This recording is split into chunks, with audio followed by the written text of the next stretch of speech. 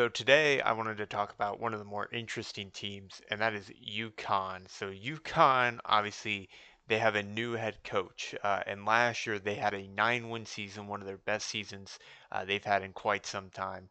And this year, while it is new, they had made a very interesting hire, and also they have a lot of interesting things about them. So I really want to get into it. First off, just previewing what they're expected to do. Their over/under is set at 5.5, so they're expected to be round bowl eligible. But coming off a 9-win season, that is a lower win amount. But just looking at UConn in general to kind of give us an idea of just what they were like. Jim Mora obviously led them to back-to-back 9-win seasons in 24 and 25, and he also had a 6-win season in 22. 3 win in between that. But before Jim Mora got there, they went through a very bad rough patch from 2014 to 2019. It was bad. They won 6 games just once. They had 3 wins or less every other year. And then in 2020, they did not play football at all, and that led to a 1-11 2021 campaign in which they went independent. So just overall, it was not a very good run here. And really, if you look at it, it is not a storied program, right? This was a team that they had one season in 1979 where they went 6-2, and then didn't play football again in the FBS level until 2000 when they came back up to FBS football. That is key to remember. So in 2025, let's talk about them. They went 9-4 and had a lot of success, especially offensively. They were 15th in points per game, scoring 35 a game, and 81st in opponents' points per game, giving up 27 a game. Now, Joe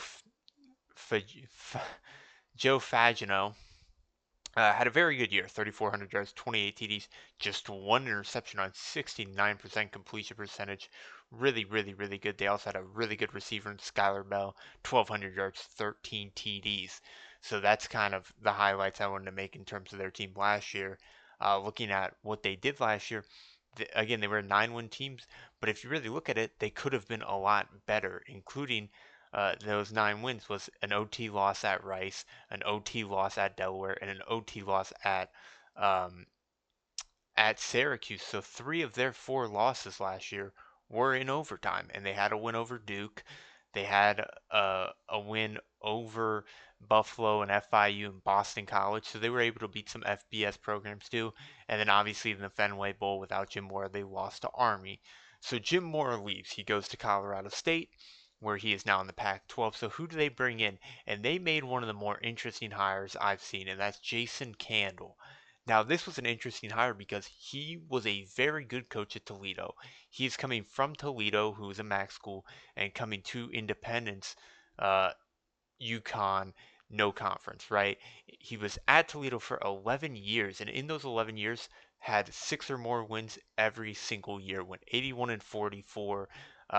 So just extremely good when you consider this is a MAC school. This is not a school that is expected to just be dominant year in and year out, and they consistently found ways to win games.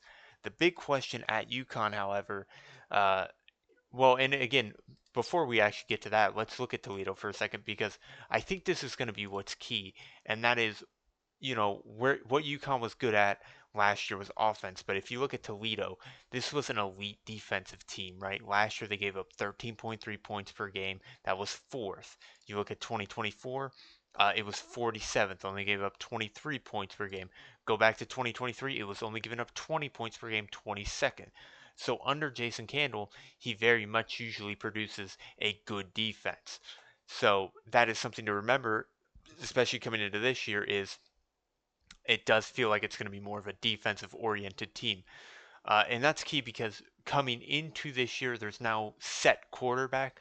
I've read that there's really 3 guys competing for the job, and it's looking like it may go to one of them, but I'm going to show you all 3. So first is Jake Merklinger,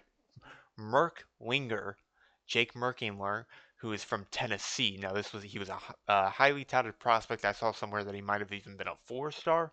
Was at Tennessee. At Tennessee, saw basically no playing time. He was there for 2 seasons, appeared in 6 games, 19 for 33, 221, 2 TDs.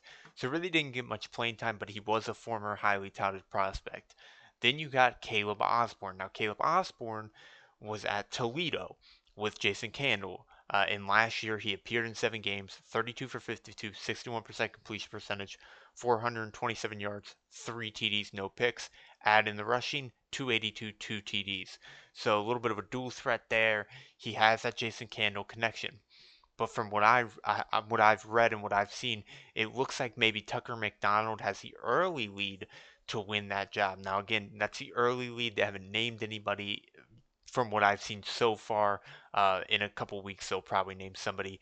But Tucker McDonald was actually at UConn with Jim Mora. He was there for 3 years. He actually originally went in the portal, and then they convinced him to stay at UConn. So in those 3 years, really didn't play much. He appeared in 6 games total. And really, didn't even complete a pass in the one game he appeared in 2023. So last year, 1 for 3, 45 yards. The year before that, 3 for 5, 60 yards or 20 yards, excuse me. So really didn't do much from what I've seen. In 24, he got injured, and in 25, he got injured as well. So he's been injured in both years. So those are really the 3 quarterbacks to highlight. And now we go look at their 2026 schedule. And again, remember they are independent. But for an independent team, it is a little bit of an interesting schedule to say the least.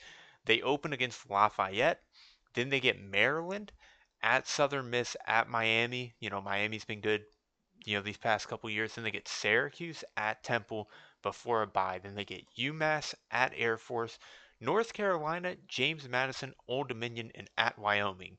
And if you know anything about Wyoming, it's a very tough place to play. So for this being an independent school, especially when I looked at their schedule last year, if we go back, it is a much more difficult schedule this year, right? Last year they played FAU, UAB, Rice, FIU, Ball State, Delaware. This year they're playing James Madison, who's got Billy Napier and coming off a college football playoff appearance. They're playing North Carolina, which that's a Power Four team. Any Power Four team is going to be a lot better than UConn, probably. Syracuse, Maryland. So it is a much more difficult schedule, I would say, this year than last. But I would say if you are a UConn fan, if you could take anything away from this video and just in general, I would say I really like the hire. Because again, we go back to UConn just historically, not a great program. Historically, they're 131 and 182, and that is in a very short history. I can get all 27 years on one screen here in the FBS level. And before Jim Mora, it was really, really, really bad. They were at their all-time low in terms of a program, and Jim Mora kind of got them to a point where they are a lot more well respected. And I think bringing in a guy in Jason Candle who had a ton of success at Toledo. Toledo's not known for football. He was able to build some really good defenses. They were always ranked towards, the top above average defensively. I think that's going to give UConn a very good foundation and a very good base. So even if they don't have a killer year this year, 5.5, that's a lot of wins. While I do think, looking at this schedule, I can see them winning against teams like UMass and Lafayette and, Air Force and Temple. I can see them winning those games. I think it's going to be very tough to get to that 6 win mark, especially considering you got North Carolina, JMU, Old Dominion's usually pretty good, Syracuse, Miami's been pretty good, and Maryland, and that's 6 games right there. So it's going to be very tough. It's doable. I don't know if they'll do it, but I just wanted to highlight this team because I think UConn's a very interesting program. It's one of the more young programs, and with a new head coach, I think it's a different expectation, and I am excited to see what UConn can do this upcoming year. So that's all I got for this video. If you liked it, I post videos about college football and the season's coming up, so hope you enjoyed, and that's all I got. Thanks for watching.